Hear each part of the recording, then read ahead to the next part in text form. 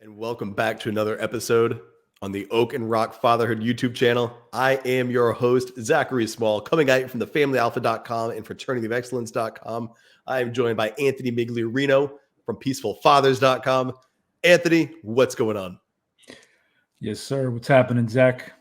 Everything's good today, brother. That's what I like to hear, man. So we're talking about fatherhood on this channel. Oak and rock, being the strong, hard rock, being the deep-rooted, not going to get torn away with the wind's oak. We talk about these masculine things and being men. We also talk about not hitting your kids. And there's a juxtaposition there that a lot of men cannot wrap their heads around. How can you be a strong man if you're not going to hit your kids? Every time you post something about not spanking or speaking to your kids and having conversations instead of any form of corporal punishment, yelling, etc., I watch the hordes get their pitchforks out, and I watch them light their torches, and I watch them run at you. And I try to jump in there with you, and you back to back, let's double dragon and fight if we can. But these guys, every single time that this is brought up, people jump at you with this insane sense that you are a weak man for choosing not to hit your kids. And in this episode, we're going to talk about many substitutes you can use for not yelling, not spanking, not slapping, not doing those things, not grabbing the belt. We're going to talk about a lot of things. But before we do that, Anthony, how do we appropriately address the men or some women who are coming at us with that angle of peaceful parenting, peaceful fatherhood is weak parenting and weak fatherhood? I wish they fight me. Yeah, come see me. No, listen, I can't believe how many times I've been called names because I say don't hit your kids. And I think it's telling, right? It's just the mindset of most people, right? We hesitate to learn new things. We like to be stuck in old ways. But I make a post and say don't spank your kids, and people call me a liberal, as like my political affiliation has anything to do with how I raise my kids. So it's weird that people get so attached to these falsehoods, right? That they become so conditioned to think that if they don't hit their kids, they're going to be a weak man, or they're going to be a weak father. And I think a lot of it is fear-based. A lot of it is based on the fear that we don't have control because of our actions. So not owning your actions, right? If you're physically hitting your kid, spanking them, striking them, it's going to cause turmoil. It's going to cause problems. It's going to cause backlash. It's going to cause a lot of unwarranted behavior. And it's because we don't take ownership of our actions. We're not saying, hey, what I'm doing is escalating the problem, right? That would be what a mature and responsible father would do. So I think it goes back to that. We have to take full ownership of how we interact with our kids. And we need to realize that it's easy to hit a child. If I'm a grown man who weighs 200 pounds and I'm hitting a 40-year-old child, it's real easy to do. It takes no skill. I don't have to learn how to fight. I just have to learn how to hit a defenseless child. What's hard to do is to learn how to parent, to learn how to be a leader, to learn how to control your emotions in tough times, where you can lead them and you can guide and direct them into better ways. So that's what I would say to fathers, right? Is to step up, be a better man, stop taking the easy way. I like how they called you a liberal. When I share similar sentiment, it's always this is left-wing ideology. And I need to hold up the mirror. If you believe that Rittenhouse was not guilty, you're a white supremacist. Anybody that hears that is like, that's insane. That's crazy talk. But some people believe it. If you don't hit your kids, that means you're a left wing and you want to support all the things that they stand for. You're a liberal. That is equally insane. You're doing the same thing they're doing to you. So if you're quote unquote right wing, you're just using their same tactic against me for absolutely nothing outside of me saying I'm not going to hit my kid. How you associate me not hitting my kid with left-wing ideology is the same way they're associating gun rights and gun activism, and self-defense plea that played out in his favor to be white supremacist. There's literally no dots to connect there, but somehow they're finding a way to do it. And the mental gymnastics these men use, it's impressive. Like I want to start handing out gold medals because it's impressive the flips they have to do in their head to reach the conclusions they're reaching. And my response is always, I share photos of my kids all the fucking time. Check, we did a video on kids and social media. I share my family. I share a lot of moments. I share what I'm doing as an example for others to find a way to replicate in their own manner, and also to show in a world of insanity and pain and chaos, there are good things happening. And I choose to be a light on my timeline and not just fall into the dark despair. So when I hear things like that, it does highlight the fact as to what you said, that it's the unknown. These men, most of these men don't know how to parent any differently, and they're scared of it. And, it's easier to call me a name or call you a name than to face a fear. And that fear is, well, if I remove the oppressive nature of I will spank, I will slap, I will hit, whatever. If you remove that, well, what do you do? And they don't know. And they're afraid of losing that control, because if they lose the fear, they might lose the power and authority. But any authority that's based on fear is a tyrant. That's not a good leader. Don't align yourself with Trump when you're acting like Hitler. Don't say, oh, I'm like Leonidas, I'm a strong man. Dude, you're like the disfigured cripple who went through the fucking mountains. You're afraid. And you're using these little weird tactics to get by instead of just facing it head on. Hey, I want to connect with my kids. Be a strong man who can fight the dude knocking and trying to break into the door, not the dude who's beating the kid stuck inside the door. With that, though, we need replacement actions. We need something to fill that void. And there's a lot that we can do. So when we're talking about removing the violence from the home, it's not remove the violence and let it go. You have to substitute. Now, for me, one of the first things that I have found is the art of conversation. And Anthony, I don't speak to them as much as you, but I'm getting there. I'm gaining ground on the dad talks. And so when things go a little sideways or we're not meeting eye to eye on what's going on, instead of wanting to yell and stamp my feet and get in your room and pull your pants down so I can get the belt, I talk to them. Hey guys, what's going on? Sometimes that's one-on-one in the bedroom. Sometimes that's a family meeting at the table. But I have found that if things start getting weird or people start having an attitude and things start getting out of control, and again, my kids are 12 and 9 years old, so here's the angle I'm coming from. I have found that just talking to them about what the real issue is often highlights, hey, this is happening and that's what's bothering all of us. So instead of getting mad at their behavior here, we can address the cause. And you brought that up recently in a conversation we had with Joe Rooney. Instead of treating the symptoms, let's treat the cause of the pain. But you don't know what that is if you don't talk to the kids. So the art of conversation is one of the things you need to bring into your home. Talk to your kids more about what's going on, how they're feeling, and ask them, how can you be better as a father? You'll be surprised at the answers you get. Yeah, definitely. Communication is critical for not just a peaceful home, but a healthy home. Right? That's how we can express our needs. That's how your kids can express what they need, what they want. So definitely communication, a critical element to removing and eliminating violence in your home. What I was saying before about it being easy, it's easy to hit a child. And I think as men, as we become better, as we grow, as we want to continually pursue excellence in our life, right? We can't look for the easy ways. We can't keep trying to figure out the quickest way to solve things. And same thing with your home. So if all you're doing is spanking, hitting, or even the threat of violence is something that destroys a child's soul, we want to definitely look for alternative ways. And that comes from us opening our mind, right? Removing whatever hate we have in our heart and starting to see, hey, you know what? I can do this. I can go down a difficult path, right? I can, instead of hitting my kid, I'm going to communicate with them. Instead of hitting them, I'm going to say, all right, what do I need to do that's going to be difficult, right? That's going to test me a little bit. Maybe it's picking up a book and reading a book on peaceful parenting. I can't tell you how many men I've spoken to who are like, I don't read books, right?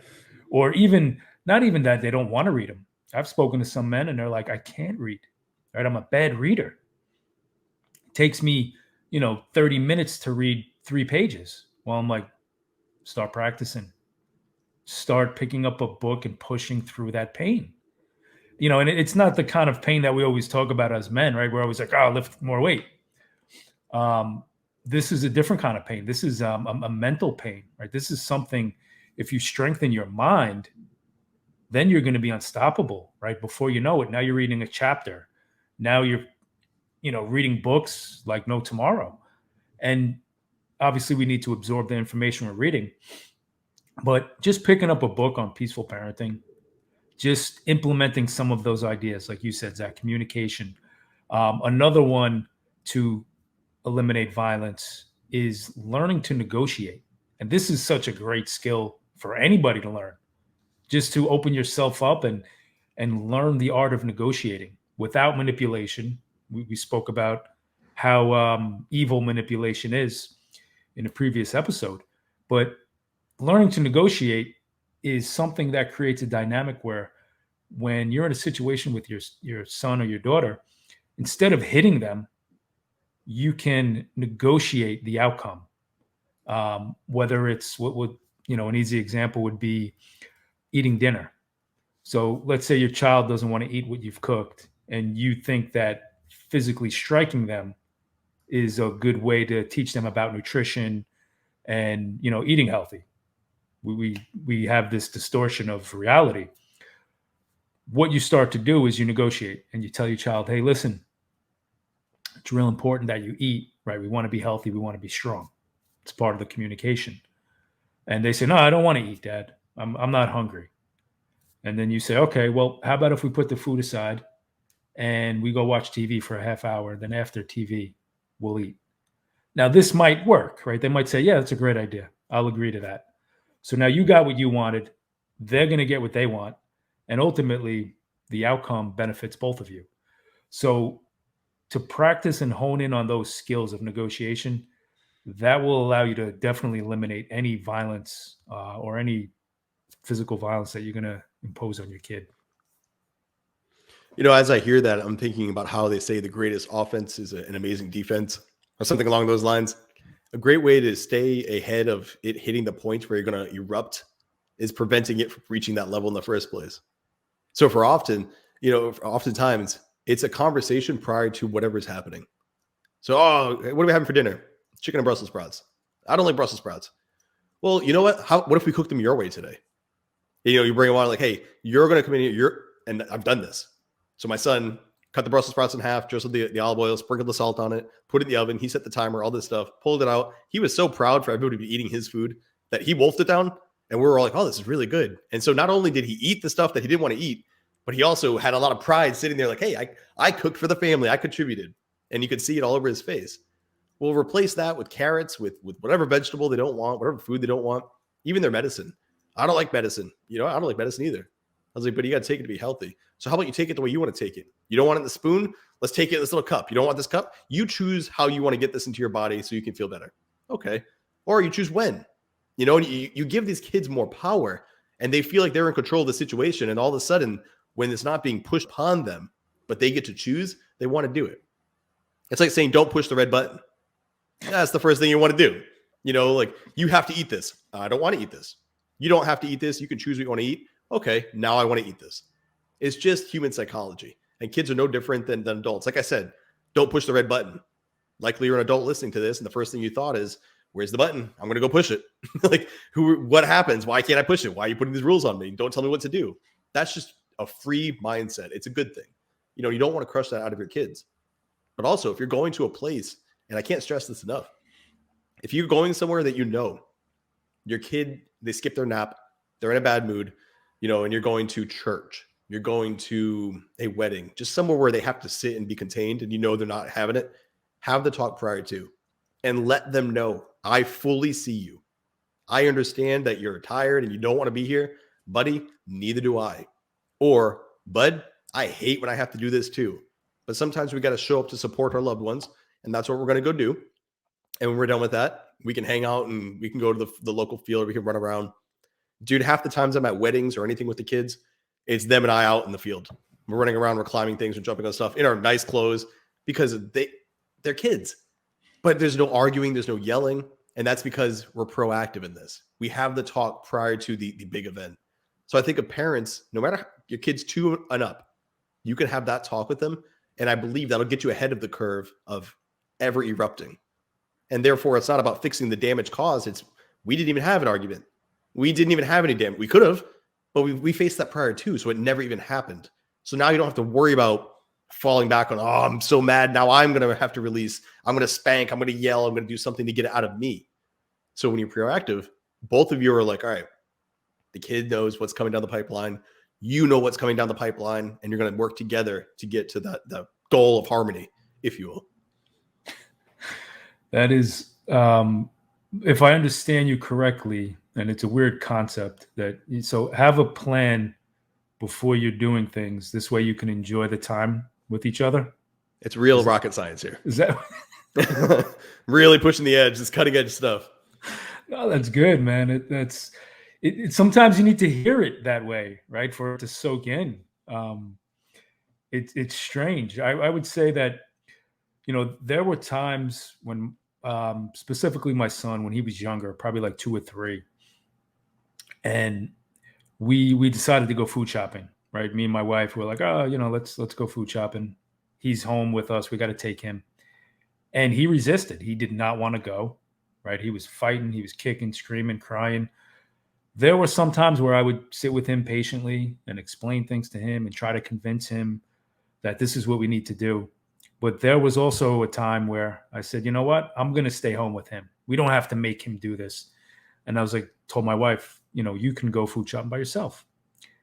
And as I was thinking about it, right, and going back to the men who say, oh, if you let your children do whatever they want, you're weak.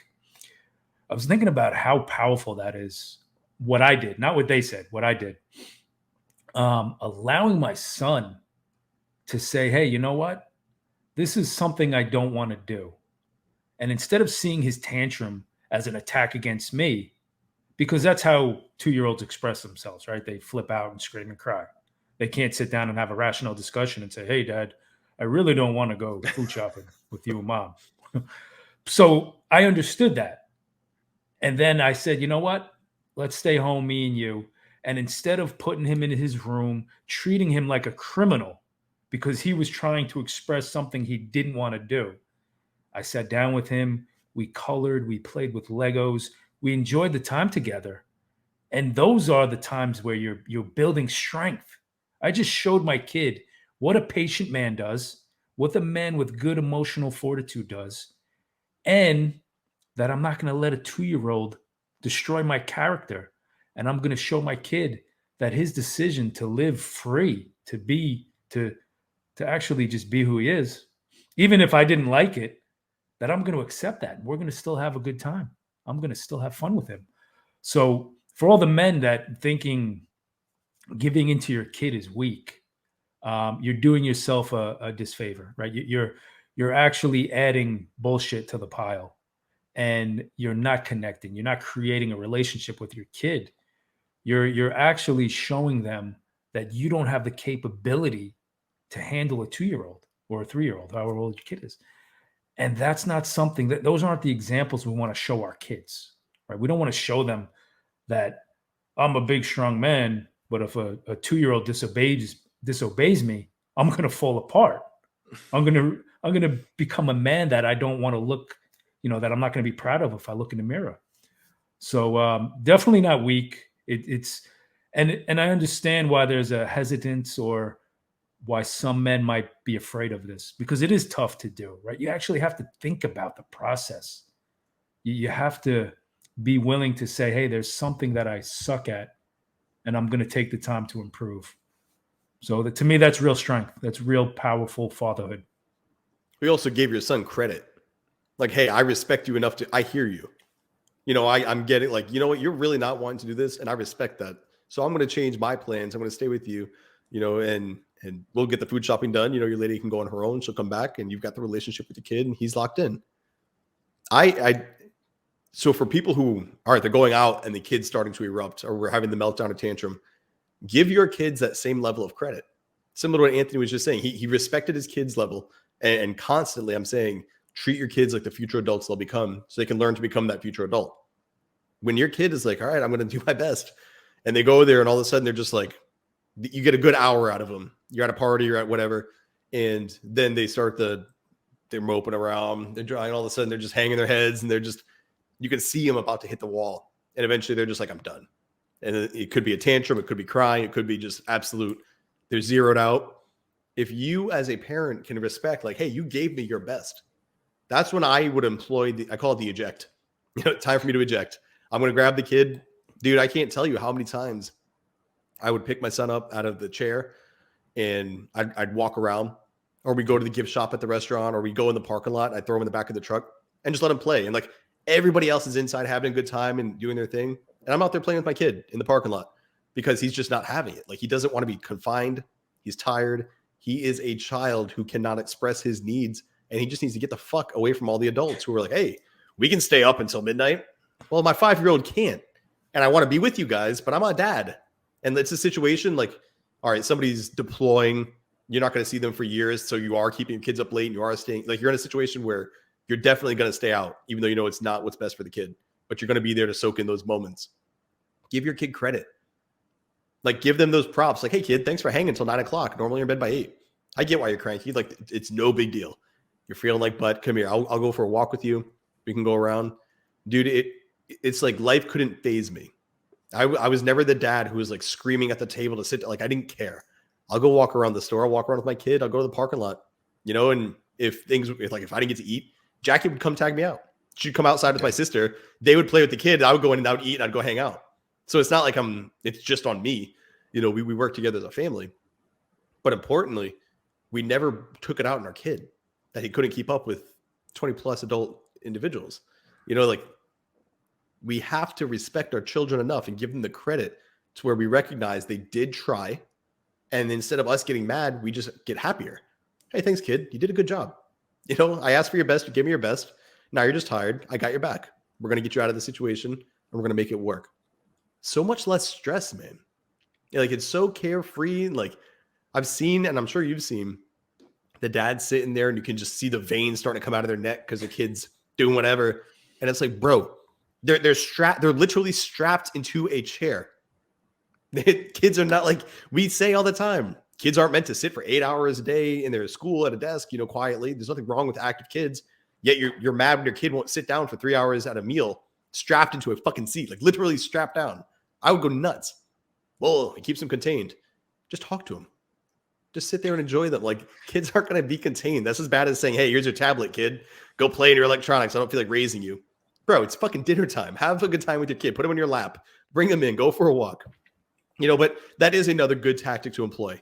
Eject. Eject out of the situation. Remove the stress immediately. Eject. Hit the eject button. With your kid. No, and Zac, I love hearing you tell those stories, man. It warms my heart to just see another father thinking outside the box and doing things based on cooperation and just describing how your family, how your wife stepped up. You can, I see that with my sister and her husband. They have 2 little boys and, they're stressed out. Kids are tough, but he'll sit down and eat. And then she's walking around with the baby, the 2.5-year-old, he's running around, eating Legos, whatever they do. But they make it work, right? It's chaotic, but with the cooperation, things work out, right? When you have family and you have a spouse that's on board, you don't have to get stressed out all the time. You don't have to get angry. It's life. This is what building a family looks like, man. I think when we go against that natural instincts of family and fatherhood and motherhood, that's when we get frustrated. And I liked the emphasis on taking them out of the environment and, to another area of this where we want to eliminate the violence in our home instead of physically hitting our kids is just simply having fun, right? Let's have fun in our home. So your kid doesn't do something that you want. He's not going to brush his teeth. Instead of smacking him upside his head or taking a belt out and leaving welts on his ass, let's have fun. Let's think outside this box of violent, destructive behavior. And I don't mean to laugh, but I'm just thinking what I'm saying, that I have to even say this. Let's make brushing teeth fun. Let's have different toothpastes. Let's use funny voices. Let's allow him to, hold them upside down. Let's brush the teddy bear's teeth first. Let's get creative and enjoy the time that we're spending with our kid instead of taking our hand and physically hitting him. Let's enjoy this time. And it could be anything, right? It's homework. If your kid doesn't want to do homework, instead of laying the smack down, let's sit down with them. Let's try to understand what they're doing. But even more so, we're in 2021. Let's watch a YouTube video on it, right? Let's use social media, what it was intended 2 weeks for. ago, that was me. That was literally on long division. Literally, whipped out YouTube, man. We're not going to fight over this, dude. I don't fucking know the answer. I'm not going to get stressed out. YouTube has the answers. Yeah, man. That's awesome. No, but let's have fun doing it. And let's use social media, what it was intended for, or what it should be intended for. The internet. Let's learn. Let's grow together. It's not a hard concept, right? We need to remove that aggression. We need to stop forcing our kids to do everything we want. And, going back to what you were saying prior, right? Let's get down to their level. Let's start connecting with them. Let our kids know that we are here for them, right? Let them know this. Let them feel it. Let's not just say it. Let's not just put a post on Facebook and say, I'm the best dad. Look at me. Look how great our family is. What does that matter if your kids don't know it? If your kids aren't genuinely feeling that attachment, that healthy connection, that security, what are we doing it for, right? So you definitely have to have fun in the moment. Good way to eliminate violence. Good way to stop hitting your kids. Make your child have a childhood filled with fun and enjoyment. I can't stress that was enough. so well said, man. That was so well said. I'm sitting here thinking about all the dads who are like, you guys are pussies, liberals and left wing. And they're angry, and their home is like, their kids hate them. Their wife is angry. They're not having sex. They're all frustrated and stressed out. And here, us left-wing liberals, we're like having a great time. Our marriages are fine. Our kids are fine. We're like, how are we the pussies here? The ones who are have a connected and healthy home and are leading like the way we say men should. We're taking care of ourselves, mind, body, spirit, your health, wealth, relationships. We're locked in on all these things. And yet, because we say we don't use violence to oppress children, somehow we're put into a category of individuals who are just absolutely out of their minds. But it doesn't matter, because you know what? We're just going to keep doing us. We're trying to help others do the same. Oh, yeah. I will say, based off what you just said, to take that to another level, is when you're talking about, hey, let's make this fun, do these things, try this. Another way of saying that is we're shifting our priorities. The priority is not you must be in bed and adhere to all rules at all times to the T immediately. That is not the priority. Teaching your kid, hey, brushing your teeth is necessary and we can make it fun and have a good time. The goal is for them to just clean their teeth so they don't get cavities. The goal, if you're watching a show and that show ends at 9:15 and their bedtime's 9 o'clock and there's only 15 minutes left in the movie, are you really going to send your kids to bed at 9 o'clock and not let them finish it because your priority is to ensure your kids are in bed at 9? Or is your goal to have a good time with your kids? Finish the damn movie. Let them stay up a little late and tell them too, hey guys, it's almost your bedtime, but you guys, you crushed it today. You did your workouts, you did your homework, you made those Brussels sprouts. Cool. We're going to stay up a little bit late tonight, but hey, make sure you get good sleep, okay? Because you're going to be up a little bit late. And there's so many ways to spin it. Basically, what you're saying is the priority is on the connection with the kids and them having a good night and going to bed thinking, I love my dad. Not, I didn't get to finish my movie. My dad fucking hates me. I can't stay up late and now I've got to go to bed. Two totally different scenarios, all dictated by what your priority is. If the priority is the kids, you'll make it work. If the priority is adherence to these obscure rules that you just made up, like why 9? Why not 9:30? Why not 9:26? You just made up a time. Why stick to that? You don't even know why you're choosing those numbers or why you're choosing that thing. It's not discipline. That's creating drones. They don't know why they're doing it. They're just doing it out of fear. You want to raise kids who think, hey kids, you can stay up a little late to finish this movie because I love you. Those kids now are thinking, all right, cool. We can stay up a little bit late if it's going to achieve a goal and we did all the things we had to do and dad's got our back. Neat. I have to brush my teeth so I don't get cavities. And that's a fun thing. It's not just sitting there scrubbing. I'm going to brush my bear's teeth and then I'm going to brush my teeth. It's fun. You don't want a kid to have cavities and he won't. And the bear will have very clean teeth. Like the experience that I would say you and I are having, and the experience of a lot of what I'm going to call the modern man. And I don't know how modern, but the average man who I have to deal with that come to me with their issues, it's the lack of just enjoyment in the process. They're just fucking miserable. And I'm like, look, I'm not. And that's sort of what draws them. And that's why we get a lot of the fathers on this. They're not understanding why they're not having the time that these other men are having. And they realize, oh shit, all I had to do this whole time was to relax. All I had to do was just take the pressure off my fear of coming across as a weak man. If I take that pressure off myself and I can just connect with my kids, you mean we can have a good time every day? It was like well early on to our creation of Oak and Rock, where I was trying to come up with a reason to yell at kids and I could not do it. And it wasn't for the show. It wasn't like a cool kick. Like literally, I can't tell you the last time I yelled at my kids. I can't tell you the last time they did something that was just so egregious that I was like angry. I don't know. Because yeah, well, but here's the life you live when you're connected, you're talking, like you get ahead of all these issues. We've had disagreements, but we just talk about them. And guess what? We came to a resolution. We negotiated. Yeah, man. That was good. Yeah, it's I don't know. It's amazing how they make weakness synonymous with peaceful parenting. And I don't care what side of the political aisle you're on, and I don't want to make this too much about government, but if you want to create a child or or raise a child who's going to allow other people to oppress them as adults, as an adult, then keep on abusing them physically, emotionally, right? Keep allowing them to have no worth as a human being. And this is what you're help creating, right? This is you are taking part in evil. You're showing your kid that they don't matter, that you can't control yourself. And then when they get older, if somebody holds that power over them, that they need to submit, they need to obey. And it's not based on any rational or reasonable efforts. It's just because they're bigger, they're more powerful. And ultimately, it's because they can hurt you. So to me, a man admitting this, that, you know what, I have a small child and I know that I can physically hurt them. So that's what I'm going to do. That's my playbook. Those are the tools I'm going to use in my parenting. I don't think there's anything weaker than that.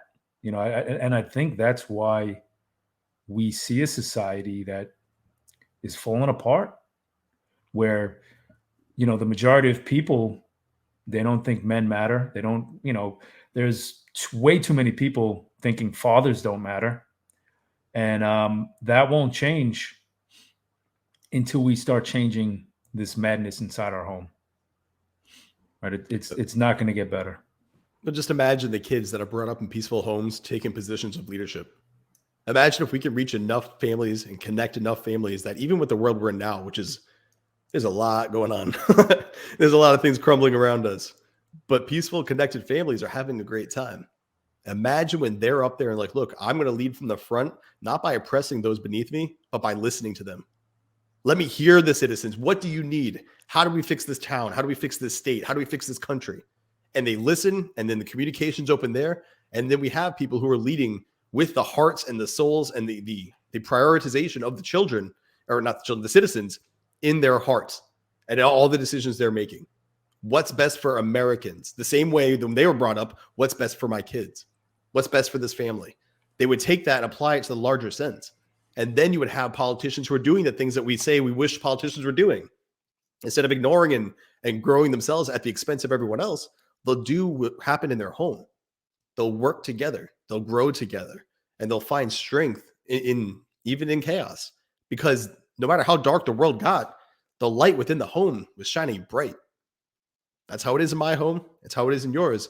And we can get more fathers connecting with their children and choosing peace instead of violence with all the techniques we listed. I think we'll experience that. I think we'll see that future play out. Now, if you have been listening and you have any questions or comments about what it is we were talking about, or any tips or tricks that we would apply. I mean, these are just a few that we dropped here. Be sure to drop in the comment below. Make sure you subscribed or join us on Wednesdays from 8:30 to 9:30 Eastern Standard Time, where you can ask your question live and we'll address it on air. This has been another episode on Oak and Rock Fatherhood.